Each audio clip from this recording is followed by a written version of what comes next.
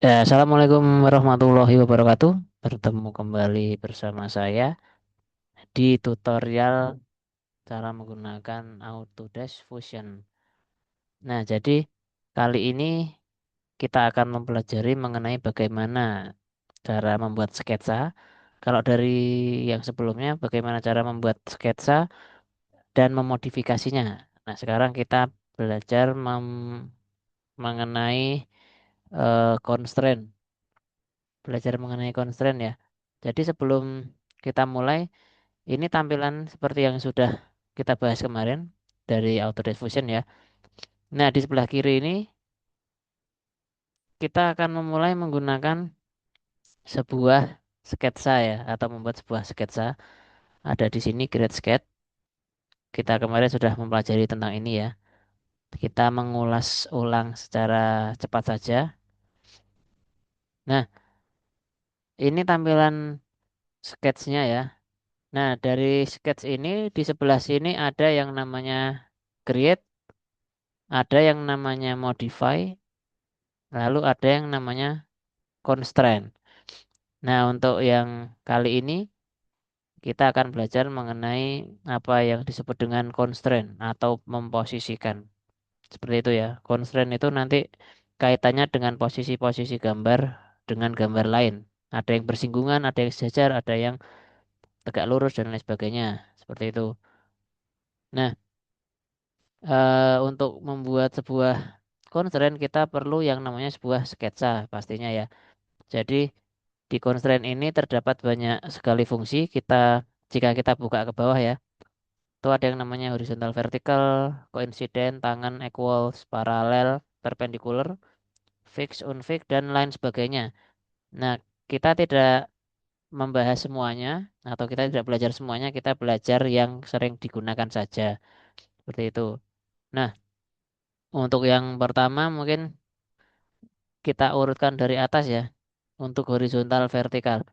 Nah, horizontal vertikal ini sebenarnya eh ini posisi di sini atau posisi dibuka di bawahnya sini ada semua ya horizontal vertikal. Ini fungsinya bisa double, bisa eh, ke arah horizontal atau vertikal. Jadi nanti dia otomatis sesuai dengan garis yang kita pilih. Seperti itu. Jadi horizontal vertikal ini digunakan untuk mensejajarkan atau membuat posisi dua garis itu sejajar atau eh ya sejajar tapi posisinya horizontal atau vertikal seperti itu. Contohnya bagaimana? Nah, kita akan coba membuat satu pemodelan gambar ya. Seperti ini. Jika kita menggunakan sebuah kotak,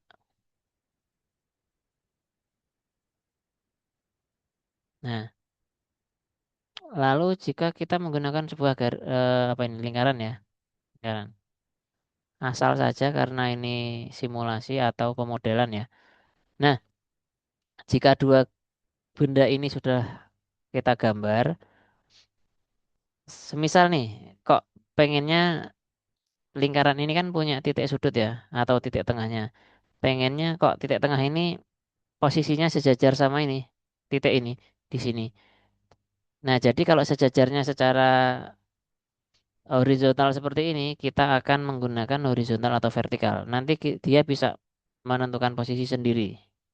Semisal seperti apa? Klik, klik saja, lalu diklik.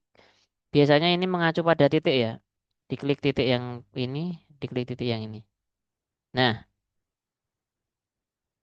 dia memposisikan diri pindah ke eh, sejajarnya seperti ini ya, horizontal ya. Yang tadinya di atas ini, dia pindah ke sini. Nah, biasanya untuk pergerakannya mereka sendiri itu pergerakan yang terdekat ya. Jadi kalau dia terdekat mengarah ke vertikal, dia akan ke vertikal. Mengarah ke horizontal, dia akan ke horizontal. Coba, semisal saja ya, coba saya membuat lingkaran di sini.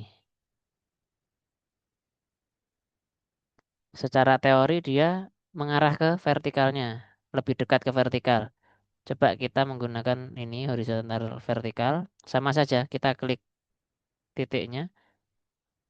Nah, dia gesernya ke vertikal, tidak ke horizontal karena lebih dekat ke vertikal. Jadi fungsinya ini yang tadinya nggak sejajar menjadi sejajar. Nah, seperti itu. Ini fungsi dari horizontal vertikal. Biasanya mereka mengacu pada titik ya, titik. Biar enak dipilih titiknya. Seperti itu. Nah, untuk selanjutnya kita bisa next. Kita buka lagi ya. Di sini ada koinsiden. Koinsiden ini sebenarnya ini mirip-mirip sama tangan yang di bawahnya ya. Jadi dia untuk menggambar atau untuk membuat dua garis itu bersinggungan. Tapi untuk koinsiden sendiri bersinggungannya antara garis dan titik. Kalau tangan ini antara garis dan garis. Nah, contohnya seperti apa? Kita bisa buat pemodelan lagi ya. Tapi untuk koinsiden ini berhubung mereka atau dia ini sifatnya menghubungkan garis dan titik. Jadi kita membuat dua gambar yang mengandung garis sama titik. Biasanya garis itu diwakili sama lingkaran. Titik itu sama segi empat ya atau segitiga. Coba saja. Kita buat satu lingkaran di sini. Terus kita buat segitiga saja biar nggak monoton masuk segi empat terus. Seperti ini. Misal saja ada segitiga di sini. Nah, saya tuh sebenarnya mau buat lingkaran ini tuh menempel di titik sini. Garis ini menempel di titik yang segitiga sini. Tapi kalau kita geser secara manual, kita nggak akan ngepas. Nggak akan pas ya. Pasti lepas no, pasti lepas dia. Nggak, nggak nempel.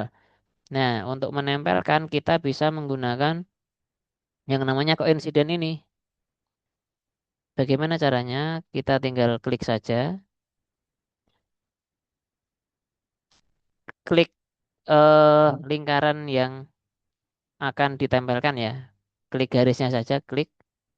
Lalu klik garis dari, klik titik pada segitiga atau pada profil yang akan ditempelkan. Klik. Nah, dia lari. Lari ke sana. Nah, efeknya apa?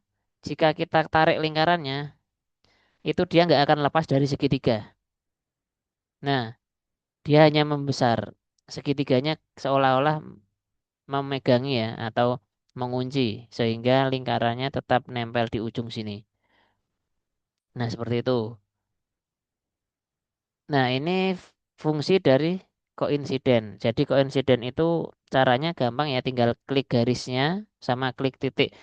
Jadi prinsipnya menghubungkan garis dan titik. Nah, tapi ada satu lagi temannya, itu namanya tangen ya. Tangen ini sama fungsinya tapi menghubungkan garis dan garis. Contohnya apa? Jika kita mempunyai sebuah lingkaran lagi, asal saja ya, namanya juga permodelan. Nah, saya ingin menempelkan garis ini, lingkaran ini ke garis sisi miringnya segitiga. Sama saja jika kita manual, kita tidak akan bisa menempelkan. Nah, seperti ini. Ditarik lepas lagi. Nah, cara menempelkannya yaitu dengan menggunakan tangan. Gambarnya seperti ini ya, lingkaran sama garis ini. Diwakili sama gambar fungsinya, tangan. Caranya sama saja. Klik tangan, klik lingkarannya, lalu klik garisnya yang ingin ditempel. Misal sini ya, klik. Nah, menempel. Mengapa, ini pertanyaannya ya, mengapa kok jadi segitiganya yang ke sana? Karena garis yang segitiga ini berusaha untuk menempel ke lingkaran. Lingkarannya ternyata diam di sana, jadi segitiganya tertarik ke sana. Nah, jika kita tarik nih, jika kita tarik lingkarannya, maka garis segitiganya akan mengikuti. Intinya mereka nempel ya, tapi berhubung segitiga dan lingkarannya tidak ada ukuran, jadi mereka tidak fix. Ditarik bisa berubah-berubah. Bagaimana biar nggak bergerak? Jadi lingkarannya dikasih saja ukuran. Semisal lingkarannya, kok lingkaran segitiganya ya. Misal saya kasih ukuran segitiganya, saya kasih ukuran,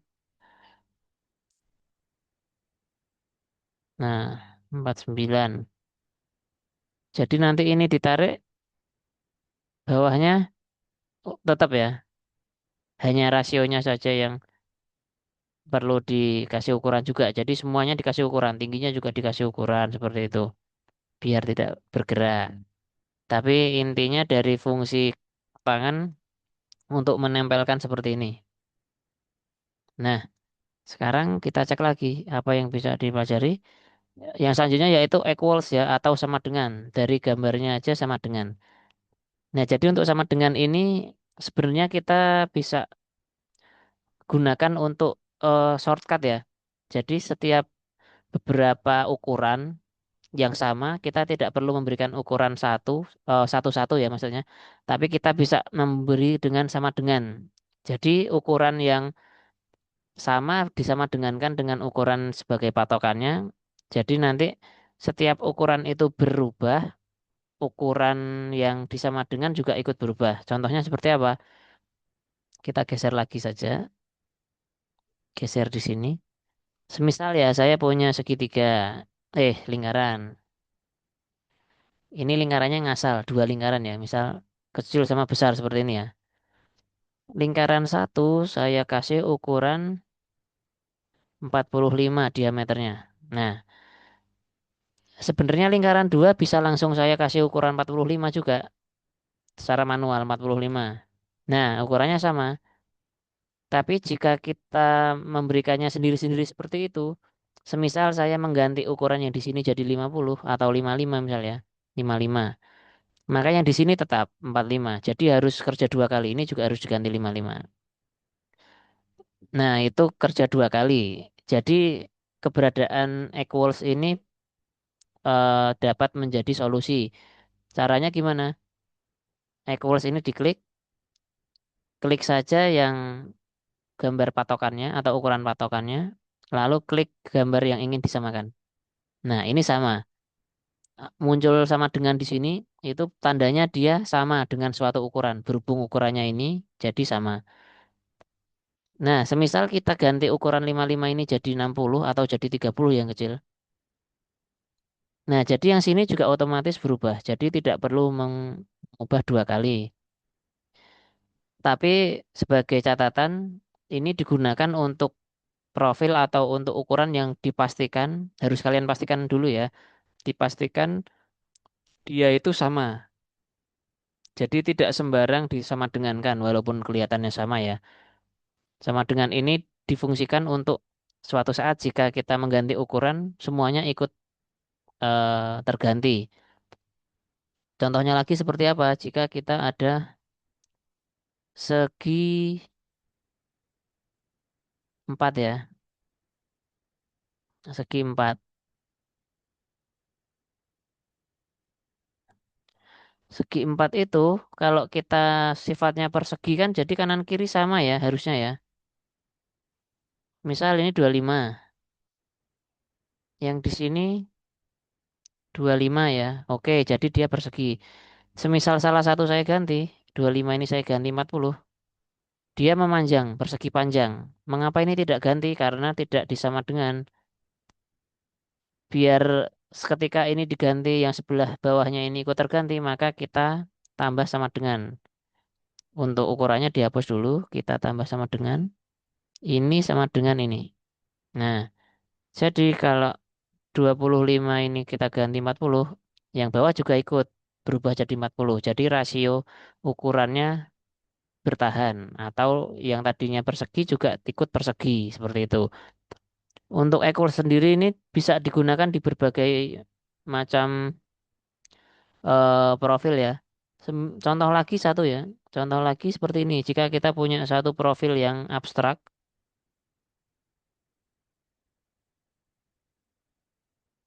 nah, misal seperti ini.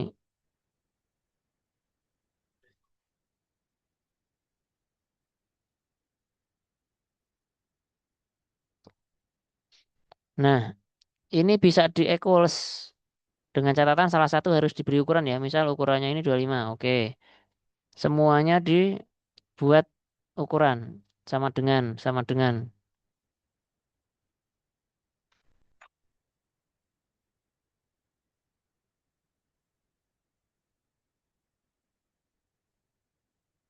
Nah,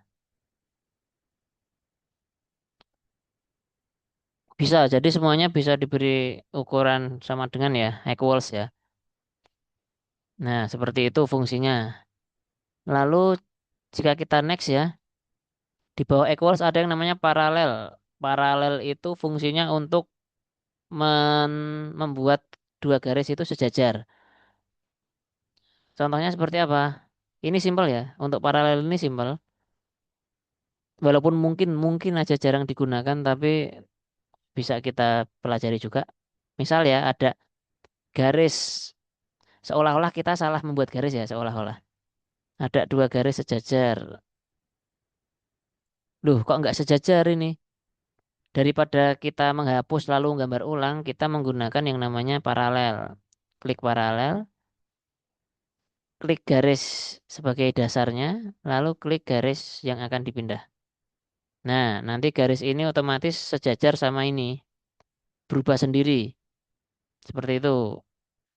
Jadi nggak perlu membuat garis baru atau menghapus yang salah tadi membuat garis baru. Nah, ini kaitannya dengan apa? Kita jika menggunakan line untuk menggambar persegi, misal gambar perseginya kok abstrak gini ya. Nah, gambarnya seperti ini. Ah, misal saya mau buat persegi yang rapi ah. Jadi minimal kalau sudah ada garis yang lurus ini, kita bisa membuat persegi dengan apa? Paralel. Paralel ini pasti sejajar sama yang sebelah sini.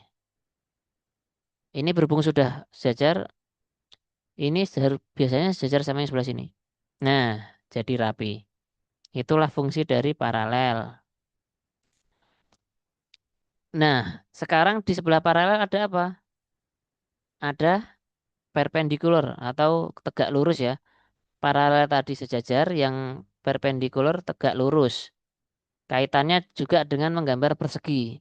Contohnya jika kita menggunakan garis dahulu, semisal ada ada garis seperti ini, lalu ada garis, misal dari sini niatnya niatnya mau saya buat persegi tegak lurus, tapi kok salah gini. Daripada dihapus, kita menggunakan yang namanya perpendicular. Caranya gimana? Klik saja, klik garis dasarnya, lalu klik garis yang ingin dipindah. Nah, dia otomatis jadi tegak lurus seperti itu. Jadi tidak perlu menghapus lalu membuat garis baru.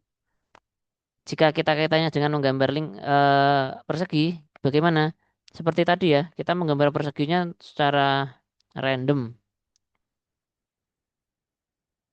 Nah, misal random gini. Apakah ini bisa jadi persegi? Bisa. Dengan menggunakan dua fungsi ini, paralel sama perpendicular. Yang pertama kita tentukan dulu yang sejajar menggunakan paralel. Yang sejajar pasti ini sama sini ya, sejajarnya ya, pasti ya. Terus ini pasti sejajar sama sini. Nah, udah jadi, tapi kok masih menceng karena dia belum tegak lurus. Jadi kita menggunakan perpendicular, tegak lurusnya dari sini ke sini. Nah, yang sini otomatis mengikuti soalnya tadi sudah diatur sejajar ya. Itu. Nah, itu fungsi dari paralel dan atau perpendikular ya. Seperti itu. Nah, di bawahnya ini ada fix atau unfix ya. Jadi tidak ini sebenarnya jarang digunakan walaupun ya beberapa kali digunakan. Kita next dulu. Midpoint juga sebenarnya hanya menambahkan titik. Nanti kita bahas di terakhir. Sekarang ada yang namanya konsentrik. Konsentrik ini bisa dikata satu sumbu ya. Ini kalau satu sumbu berarti khasnya dengan sebuah lingkaran. Maksudnya seperti apa? Contoh saja, jika kita membuat lingkaran, satu sumbu itu berarti lingkarannya ada dua, tapi dia satu sumbu. Semisal saya membuat lingkaran dua gini, biar kelihatan lingkarannya ukurannya beda ya, biar kelihatan. Nah, tapi sebenarnya saya itu mau membuat lingkaran ini tuh ada di tengah sini. Jadi lingkaran satu sama lingkaran dua ini sumbunya sama. Jadi lingkarannya ada di sini. Daripada kita yang pertama kita menghapus gambar ulang atau kita memindah, kita menggunakan sebuah konsentrik aja. Caranya gimana? Klik konsentrik, logonya ini ya, dua lingkaran ini ya. Konsentrik, lalu kita klik lingkarannya, terus kita klik lingkaran satunya. Nah, seperti itu. Dia pindah ke titik yang sama. Coba lagi ya. Misal saya membuat lingkaran besar, terus ada lingkaran kecil di sini. Oh, ternyata saya tuh mau geser ini ke sini. Jadi kita menggunakan konsentrik, kita klik lingkarannya, kita klik lingkaran satunya. Nah, jadi bisa digunakan untuk menggeser lingkaran atau memindah lingkaran menjadi satu sumbu dengan lingkaran yang lain. Seperti itu. Kita coba cek lagi ya, ada apa lagi? Nah, ini ada poligon, kurvatur, simetri, kolinier, midpoint, fig unfig ya. Jadi untuk yang midpoint dulu, midpoint. Midpoint itu sebenarnya kita tambahkan untuk menandai sebuah titik tengah ya. Biasanya garis. Misal ada garis, ngasal garis. Kalau kita membuat garis baru, kalau kita nyari titik tengah, biasanya otomatis ketemu. Nah, titik tengahnya di sini otomatis ketemu. Misal kita buat garis ke sana.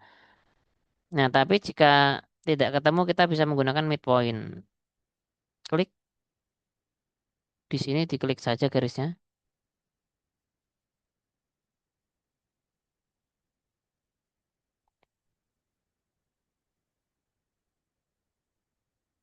Sebentar.